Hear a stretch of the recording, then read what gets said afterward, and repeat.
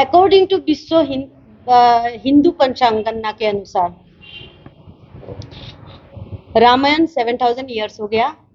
तो रामायण अगर 7000 हुआ है तो रामायण में म्लेच्छ राजा जो है ना वो राम जी के राइट साइड कुर्सी में बैठा करता था, आसन में, सिंहासन में। अगर इस तरह देखा जाता है तो 7000 ईयर्स एग्जिस्टेंस है, मे बी उससे भी पहले, क्योंकि अगर 7000 ईयर्स में राम के पिता राजा दशरथ के राइट हैंड में अगर म्लेच्छ राजा बैठा करता था और आज का जो बोरो या कछारी लोग हैं, अगर वो लोग एक टाइम में उन लोगों को किरात या म्लेच्छ बोला जाता था, तो उस टाइम अगर म्लेच्छ राजा सामने बैठा हुआ था राजा दशरथ के, तो बिफोर रामायण बोरो लोगों का जरूर एग्जिस्टेंस होना चाहिए। फिर भी एविडेंस के तौर पर या एक इपिक जो भी है, अभी तो इसको इपिक बोल दिया ना, मैंने एक माइथोलॉजी बोल दिया, ब्रिटिश ने आके रामायण को माइथोलॉजी बोल दिया। खैर वो एक अलग चैप्टर है, फिर भी जो कि माइथोलॉजी बोल के नहीं लेता है तो वो भी एक हिस्ट्री है, तो वहां से लेता है। तो 7000 ईयर्स से हम लोगों का एग्जिस्टेंस है, इसको हम लोगों ने डबरो में दिखाया है। बर'फोरा हिंदू नङामोन, बर'फोरा बाथौमोन, माने बाथौ पंचतत्व जितु हिंदू सकल हिंदू बे समावहा सनातन हिसाबै मिथिजानाय बे सनातन धोरोमावहा बे 5 एलिमेंट्सखौ मानियोमोन, दै बार हा सान, बे जितु बाथौफोरा मानियो, बाथौ धोरोमा। स' बेफोरखौनो मानियोमोन, खिन्थु नरकासुरनि समनिफ्राय माने बांसिन बेयावहाय इनफ्लुएन्स जाबाय, जायनि थाखाय गोबां मानसिफोर फैनायजों एसिमिलेट जानानै बेयाव माबायदि धरननि एसिमिलेट जादों बेखौ हिस्टरियानफोरा गाव बुंना लादों। एक्चुअली जों बेखौ बुंनो थाङाखै, खिन्थु जोंनि जितु जोंबो मोनसे स्क्रिप्टखौ रेडि खालामो बानायनो थांनायाव, जोंनि रिसार्चआवहाय बे एसिमिलेट बिनि सिगांनिफ्राय जादोंबाबो माने एसिमिलेट मोनसे सम फैबाय नरकासुरनि बे समनिफ्राय, बेयाव माने हिन्दु धोरोमखौ लानानै बा लाहोजानानै, माने लानानै बा लाहोजानानै जोंनि बाथौनि गेजेरावहाय हिन्दु धोरोमाबो बेले बेजे जाना एसिमिलेट मोनसे जाबोदों, बेखौ खिथिनाय जादों। आरो लोगोसे फैबाय संकरि धोरोम, धोरोम लायै लायै बर'फ्रा गोबां माने गावनि आइडेन्टिटिखौ खोमाबोदों। संकरि धोरोमजों असमिया जाबाय, आरो बिनि उनावनो दा जोंना गोबां फोथायारिफोर दङ, ख्रिस्टियान धोरोम, ब्रिटिशआ फैबाय ख्रिस्टियान धोरोम, आरो बेबो मोनसे जों बेवहाय मोनसे पार्ट दङ जे सोरबाया फैनानै बुंफैबाय जे नोंथांमोननि धोरोमा गाज्रि, बेखौ बुंनानै होनायावनो जोंनि बर'फोरा मानो मानिखो, एक्चुअली हाजार हाजार बोसोर सिगांनिफ्राय बाथौखौ सिबिबोबाय थानाय बर'फोरा फैनानै सोरबा हिन्दु किसुमान, माने गासै ब्राह्मणखौनो बुङाखै, किसुमान सकल हिन्दु ब्राह्मणफोरा फैनानै बुंफैबाय, बा संकरिया फैबाय, बा ख्रिस्टियानफोरा फैनानै बुंफैबाय जे नोंसोरनि धोरोमा आनसिभिलाइज, गतिके गोदान धोरोम लानांगौ। बेबादिनो गुरुदेव कालिचरण बाबायाबो बुंफैबाय। बिथां गुरुदेव कालिचरण बाबानि समावथ' ब्रह्म धोरोमजों लोगोसे ब्रह्मबो लिरना माने साइमन कमिसननि अफिसाव थांनानै ब्रह्म नामखौ माने टाइटेल पर्यन्त लिरबाय। स' मानो बेबायदि धोरोमखौ सोलायनो गोनां जाखो, बेबो डकुमेन्टारियाव दङ। जों एक्चुअली रन्जन दैमारि बिथांनि सायाव बेस खालामाखै, एक्चुअली कुनु सासे व्यक्तिनि सायावनो बेस नङा, खिन्थु जोङो बिथांनि बेलायाव जितु मुभमेन्ट पिरियड बर'फोराथ' जिखौ मोनथिदों बिनो, आरो बेखौ जों बुङाखै, जेरै 81 निफ्राय लायोब्ला जेनेबा करेन सारमोन बायदिया बिथां समाव लिडारमोन, बिथांमोन बायदिया जि बुंलांबाय बिनो, आरो बे गावनो बुंना लानाय दङ बिथाङा, रन्जन दैमारि बिथाङाबो गाव इन्टारभिउ, आइ थिंक बे समावहाय बिथाङा फार्स्ट इन्टारभिउ होदोंमोन जेब्ला जों लानो थांदोंमोन, आरो माने बे जोंनि बहुत लाकमोन जे इन्टारभिउ लाहैनो मोननाया। स' बिथाङा गावनो बुंना लादों गावनि हिस्ट्रिखौ, स' बिथाङा जिबायदि बुंदों जों बेखौनो होदों, माने जोंनिथिंनिफ्राय जों जेबो एड खालामाखै।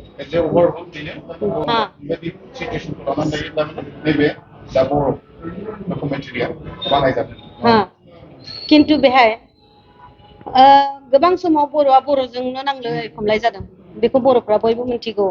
अर्गानाइजेसन लाना गावजों गाव बुथारलायनाय सिथारलायनाय मोनसे समावहाथ' बे गामिजों बे गामि थांलाय फैलाय खालामनो हाया बेबायदिबो सिचुवेसन क्रिएट जादोंमोन खिन्थु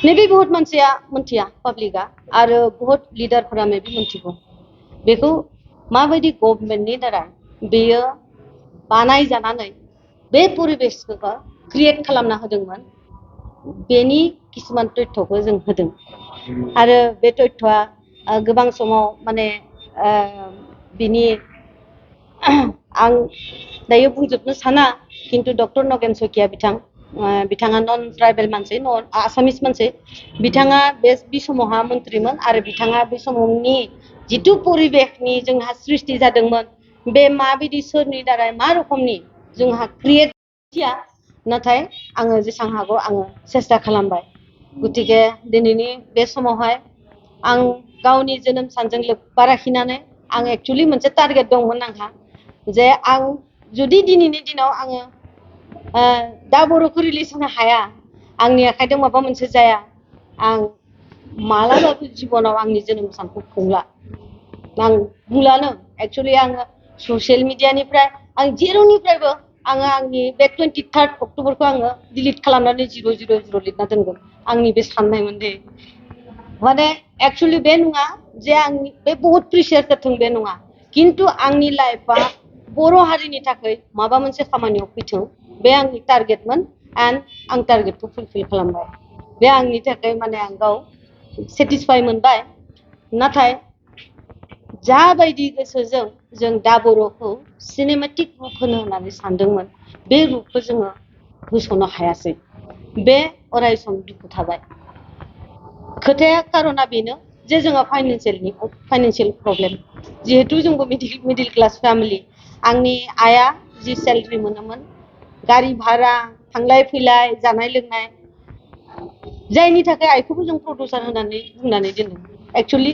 लिटारेलि बेनो थारमाने आं बर' हारिनि मिडिया बर' हारिनि गेजेराव आंनि बे खोथाखौ आं बेनि थाखायनो फोरमायदों खारन अनेक आं बायदि फिल्म मेकारफोर दं जायफोरा रांखावरिनि अभाबाव बा जोंनि बर'फोराथ' स्पेसियेलि रांखावरिनिनो प्रब्लेम गावखौ फासायना दोनो जाहाथे रावबो फासायनानै दोना जोंनि जेदाखौ जेब्ला चेलेन्जखौ गावखौ गावनि जिबनखौ प्रिसियास खालामनो थाखाय मोनसे चेलेन्ज लायोना बे जिबना सासे व्यक्तिनि जिबना प्रिसियास जाबानो सासे मोनसे हारिनि जिबना हारिनि मुङा प्रिसियास जायो आं बेखौ फोथायो गतिके जों जेसां हागौ बे बुहुमाव फैनायनि मोनसे माबा मोनसे सिन गालांनो नांगौ गोसोआव लाखियो लाखिया बे आलादा खोथा आं मालाबाबो आंनि मुंखौ गोसोआव लाखिनायखौ नागिराखै आंनि मुंखौ मालाबाबो दाला अनामिका बसुमतारी प्लिज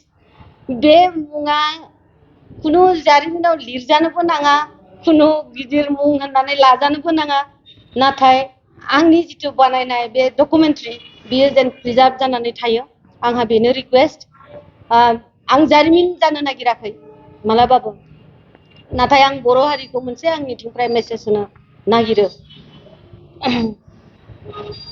मानसिया जो व्यक्ति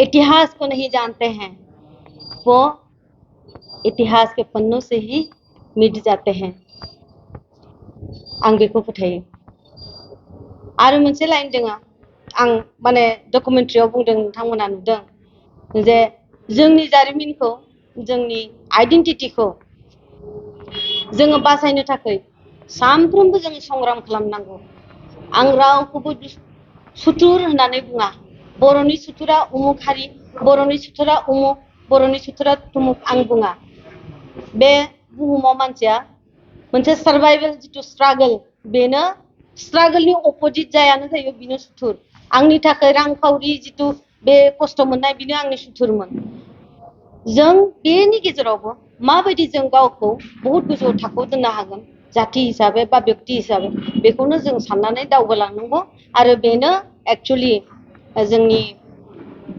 हिउमेन सिभिलाइजेसननि मोनसे पार्ट आं बेखौ सानो स' बेबायदिनो मानसिया दावगालाङो आरो उनफिनलाङो नाथाय जोङो हारि हिसाबै सानफ्रोमबो मोनसे जौगाथि जौगानानै थानांगौ आरो मोनसे गेरेमसा माहारि हिसाबै जोङो हारिया गसंनानै बुहुमावहाय जोङो जवाब होनो हायो। आं दिनै मोनसे बे खोथाखौ आं बुंनानै फोजोबनो नागिरो। दा बर' फाइट फर आइडेन्टिटिनि बे फार्स्ट पार्टआ मोनसे चेलेन्ज। जों बुङाखै जे जोंखौ मानो उग्रपन्थी होनखो, जोंखौ मानो टेररिस्ट होनखो होनना आं नांलायनो थाङाखै। माइनिट आं सिम्पली खोथा लांबाय, हमारा कल्चर है, संस्कृति है, परंपरा है, खान पान, रहन सहन, ऐसे खाते हैं, ऐसे पीते हैं, ऐसे जीते हैं। डिप्लोमेटिकली आंसार जालांबाय। बुजिग्राया बुजिबाय, बुजिया बुजियासै। आरो डकुमेन्ट्रिखौ एक्चुअलि एन्टारटेनमेन्टनि थाखाय रावबो लाखाया। आरो जायफोरा जोंखौ बेबायदि बुङो, जोंनि जिखुनु हारिखौ माबा मोनसे गाज्रियै बुङो, बे इन्टेलेक्चुवेलबो नङा। खिन्थु जाया जों मिडिया पार्सनखौबो इन्टेलेक्चुवेल हिसाबैनो लायो जिहेतु। बिनिखाय जाया मिथिगोन बियो बिथांमोना मोनथिगोन आरो मोनथिनानै डेफिनेटलि लाजिनांगौ। गोबां मिडियानि नामखौ होनाय जादों बेयाव, लाइक एनडीटीवी, आज तक, बेफोरबायदि टप नेशनेल मिडियाया जोंखौ टेररिस्ट, उग्रपन्थी, आतंकबादि होननायावबो जोंनि बर'फोरा बै समावहा रावबो प्रटेस्ट खालामासै। खिन्थु जों जुदि बै बेबायदि होननानै जुदि गारनानै थाबाय थायोब्ला जोंखौ आरो सानफ्रोमबो बुंलांगोन। बेनि थाखायनो जोङो लासैनो बिथांमोननो जों आन्सारखौ होलांबाय। जाथि हिसाबै कन्डेम खालामनायनि मोनसे हाबाफारिखौ जोङो गोबां समनि सिगां लानो गोनांमोनब्लाबो जोङो दिनैसो लानाय जादों एक्चुअलि। जेबो नङा, बुंग्राया सानफ्रोमबो गाज्रि बुंबाय थायो, नाथाय जों मावलांग्राया सानफ्रोमबो जोंनि रोंगौथिजों मावलांबाय थानांगौ। आं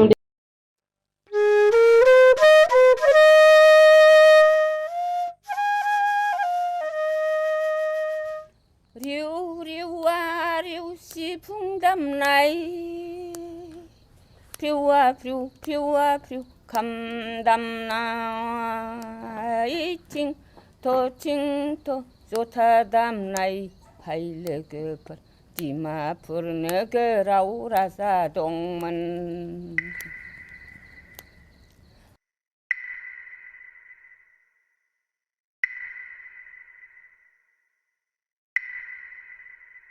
गहपुर नलबारि आरो मोदैबुरि खैराबारि, सिनाय हायाखै गोथैफोरखौ, सोरनि फिसा सोरनि बिमा बिफा।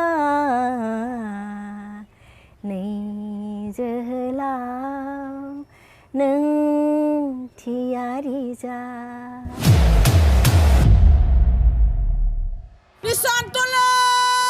Baju cas.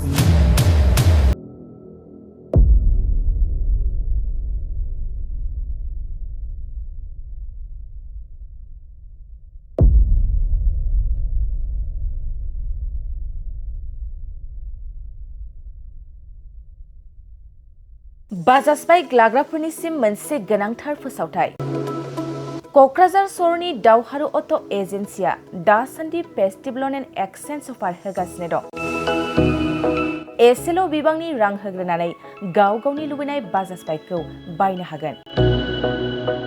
बे सोलिफु फेस्टिभ ल'न एन्ड एक्सचेन्ज अफाराव बाजाज कम्पानिनि गासैबो मडेलनि बाइक जेरै पालसार, सिटी, प्लेटिना, एवेन्जार, डमिनार आरो गोदानै लन्च जानाय बाजाज मडेलनि पालसार N150 खौबो मोननो हागोन।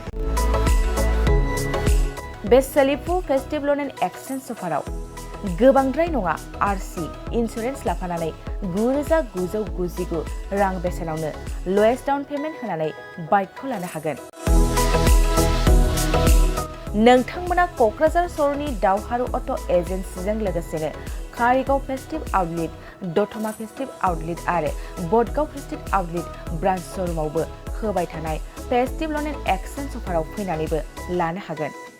मोजांसिन बाथ्राया बेसोबावदि दावहारु अट' एजेन्सि श'रुमनिफ्राय बाइक बायग्राफोरनो 5 लिटार पेट्रल आरो गंनै हेलमेटबो फ्रि एसुयार्ड गिफ्ट महरै हरनाय जागोन।